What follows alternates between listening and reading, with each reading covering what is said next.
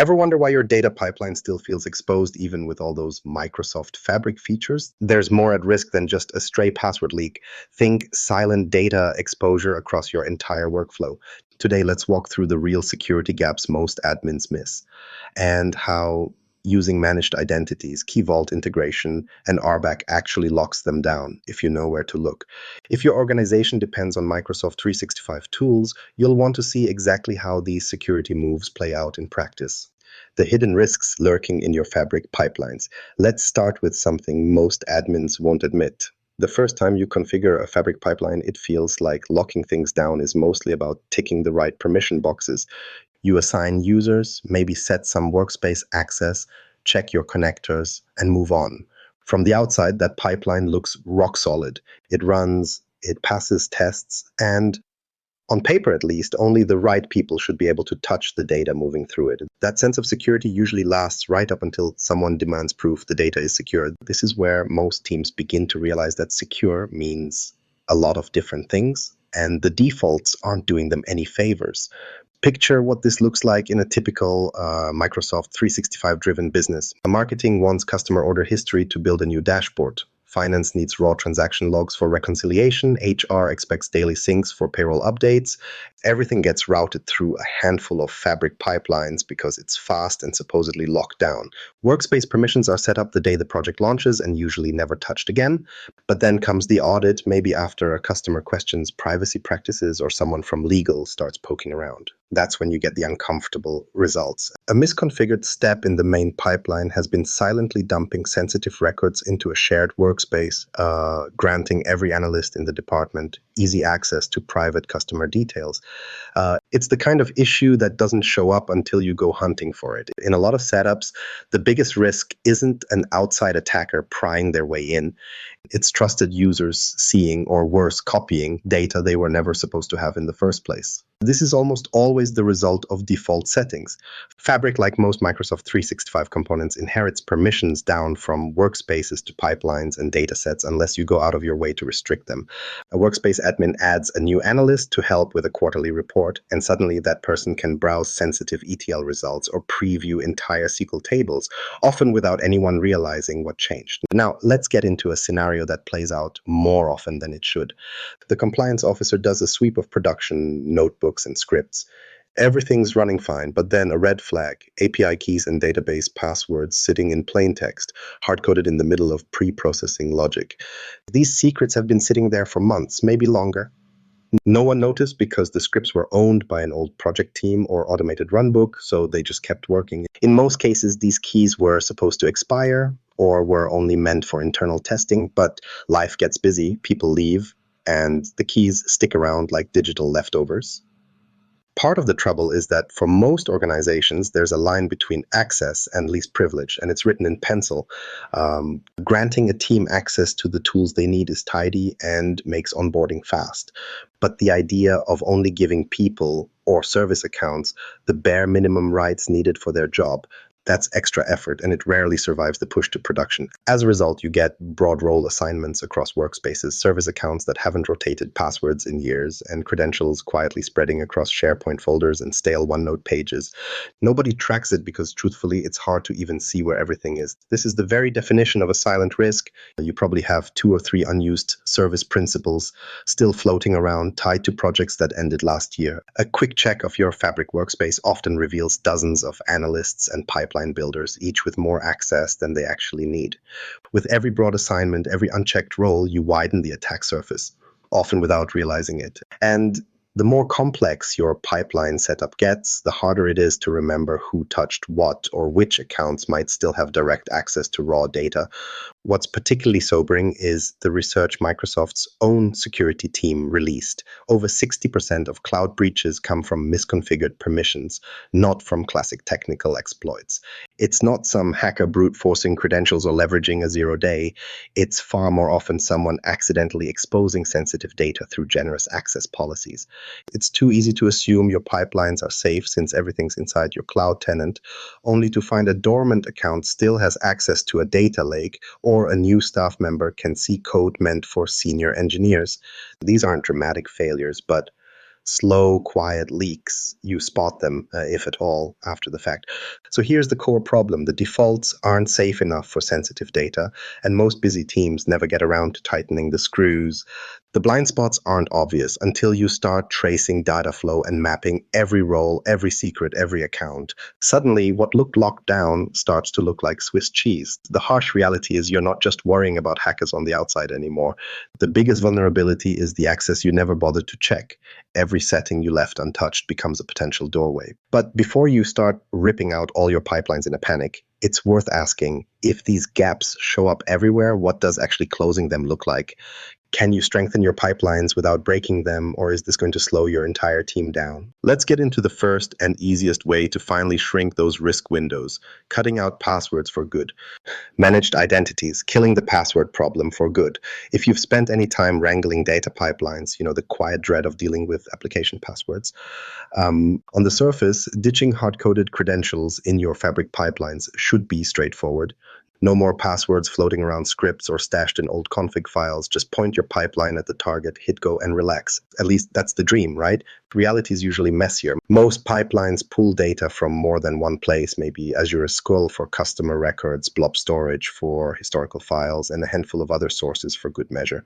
Each stop along the way usually demands a different set of credentials, and the temptation is always there. Just paste the latest secret into the code, commit, and move on. You've probably been there yourself or seen an urgent message in a channel. Hey, can someone send me the current connection string?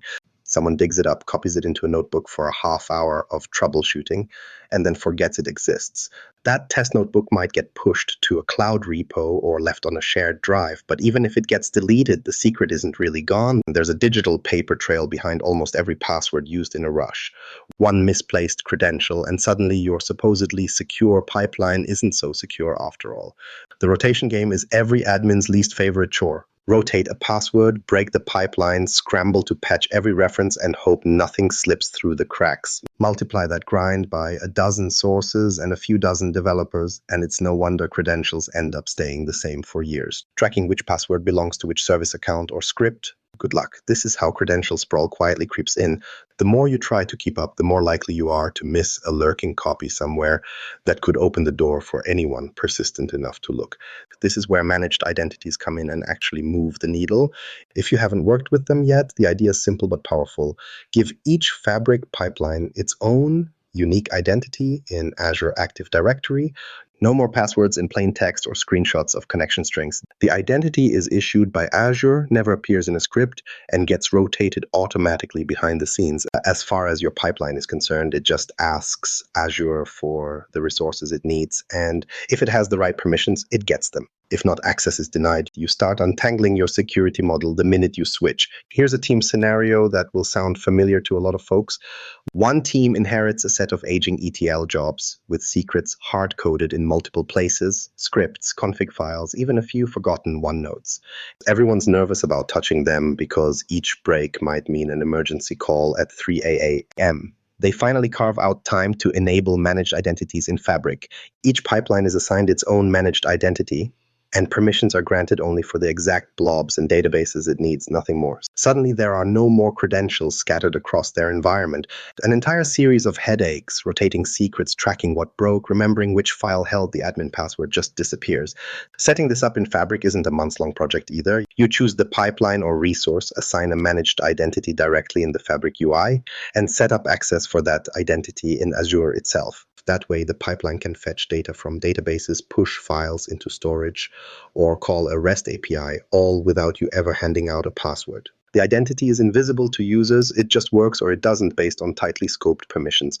And because these identities are isolated, someone on the marketing team can't quietly rerun the payroll pipeline by accident or vice versa. The big selling point here, you remove your own human error from the picture, at least as far as credential management is concerned. Microsoft's guidance is crystal clear. Managed identities should be your default for cloud resources. But adoption drags in the real world. The latest surveys show that over 40% of organizations are still relying on shared service accounts to connect cloud pipelines and data sources. That's not just an inconvenience, it's an enormous risk. Every leftover service account is an attack vector, especially if its password lives on past the original project. No system is perfectly airtight, but managed identities in Fabric do one thing exceptionally well. They keep the credentials you're most worried about far away from your users, scripts, and storage. The attack surface for pipeline breaches shrinks dramatically. There's much less to steal, and even less for someone to accidentally reveal.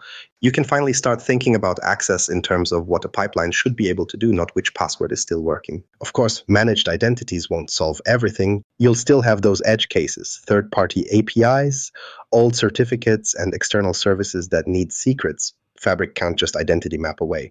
So after you've cleaned up the easy stuff, what do you do about the keys and connection strings that just won't disappear? That's where centralized secret management steps in.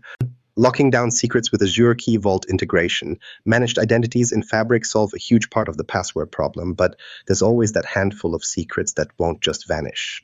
You know the type: third-party API keys, legacy systems that demand a token, even connection strings to older databases that can't be replaced with an identity.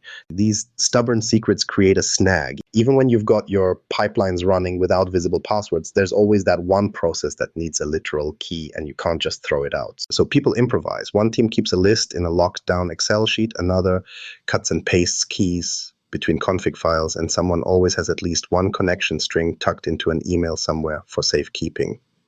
It's far from ideal, but with deadlines closing in, good intentions grab the back seat. It takes just one slip for this makeshift approach to blow up.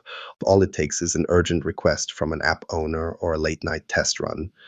Suddenly, you're emailing a secret or dumping it into a Teams chat, and before you know it, that sensitive string lands somewhere it never should. These secrets are usually tucked away in places that don't show up in security reviews, inside SharePoint folders labeled "Do Not Share" or on a notepad file saved to a personal desktop.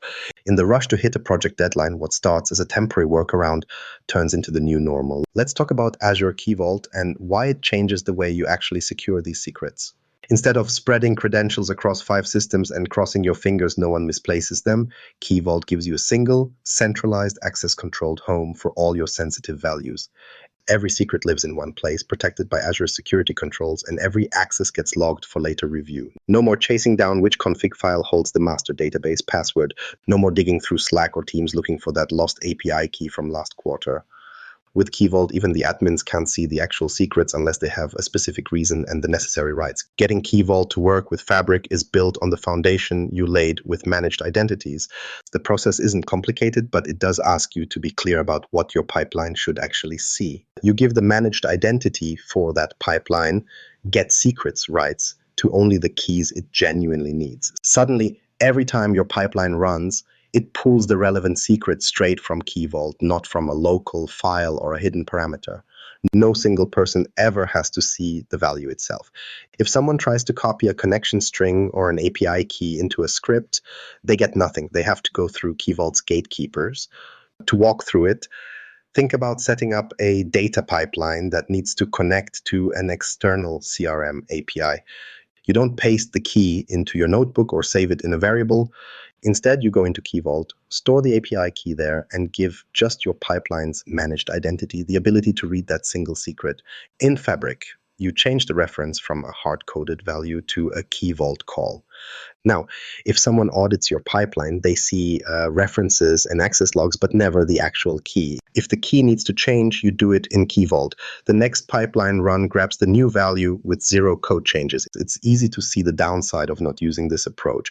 A developer on a tight timeline leaves an API key in plain text as part of a debug message in a pipeline run log. The key ends up flagged by a monitoring system 2 days later. At that point, it's not even clear where else the key might be or who has accessed it. Cleaning up that mess usually takes more time and effort than doing secret storage right in the first place. There's also a compliance angle you can't afford to ignore anymore. Regulations like GDPR, HIPAA, or finance-specific controls expect you to show not just that you are securing secrets, but that you have an auditable process for every access. Azure Key Vault doesn't just protect secrets, it leaves a trace for every single read or update. When the compliance team comes calling, you hand them a clear log showing which identity requested each secret and when. That's not just peace of mind, it's proof you're taking data handling seriously. If you're wondering whether this really matters, Have a look at recent research. Gartner points out that centralized secret management reduces accidental exposure by up to 80%. That isn't just a potential cost saving, it's lowering the odds that your next breach will result from a mislaid password or copied API key. So now you've locked down both generic passwords and stubborn secrets. The result? Secrets become invisible by default. Even admins can't casually peek or fetch credentials without a real reason. But there's still one piece left, knowing exactly who can actually move data or execute your pipelines. That's where role-based access control goes from being another checkbox to something you use with intent. RBAC. Who really has access to your data? So if you've ever pulled up your Fabric workspace thinking you know exactly who can touch what, only to find a permissions list that reads like an old phone book, you're not alone. It always starts simply. You roll out a few data pipelines, assign your core team access, and call it a day. The plan is to fine-tune later when there's time. Fast forward 6 months and the workspace is packed with group assignments plus a bunch of developers and analysts who probably needed access just for a week. At this point, even the most careful admin would struggle to say with confidence who actually controls pipeline runs or can see raw data inside a production data set. The illusion of control fades fast the moment anyone dives into an actual audit. Let's talk about how most organizations end up here. Out of the gate, Fabric makes collaboration easy. Workspace-level roles and security groups give you broad strokes. If you're in the workspace, chances are you're picking up a whole set of permissions by default. It's quick and looks tidy in the admin panel. But broad means broad. An analyst asked to help with a report might quietly inherit edit rights to a pipeline driving daily transaction exports. Now, with a couple of clicks, someone whose job should be running queries can change the flow itself. It's the administrative equivalent of handing over your server room keys because someone needed to troubleshoot the air conditioning. Problems really show up when production collides with reality. Say you plan to keep analysts in a read-only role just reviewing deals or transactions. An urgent deadline appears and someone bumps a user up temporarily so they can fix a formatting problem in Power BI. That change never gets reversed. Weeks later, the same analyst stumbles into the pipeline editor, fiddles with settings, and accidentally sends confidential payroll data to a test storage account. It's not malice, it's the classic case of just enough access to get into trouble. Most access creep grows from these perfectly reasonable sounding exceptions that never get cleaned up. The real sticking point is the default approach to permissions in Fabric. The model is strong, there are workspace roles, pipeline level controls, and dataset specific rights, but digging into the details takes patience. The system assumes you'll go back and layer on more granular settings, but unless someone makes it their job, those granular controls just gather dust. As teams expand or pivot, the list of people with admin, contributor, or developer roles only grows. Everyone's busy, and no one wants to accidentally break a pipeline by trimming access too aggressively. The end result? Rows of users and groups with fuzzy boundaries, and a lot more people than you expected with a front row seat to your most sensitive data flows. Breaking down what makes Fabric RBAC both powerful and dangerous helps illustrate the problem better. Roles in Fabric aren't a single yes or no, they're layered. You've got everything from workspace admin to pipeline developer to dataset viewer. Each comes with its own abilities and restrictions. For example, a pipeline developer can edit, create, and run pipelines, but shouldn't necessarily have rights to change the data model itself or manage workspace-wide configurations. Data analysts, on the other hand, typically need to see reports and query results, but don't need direct access to connection secrets or control over pipeline schedules.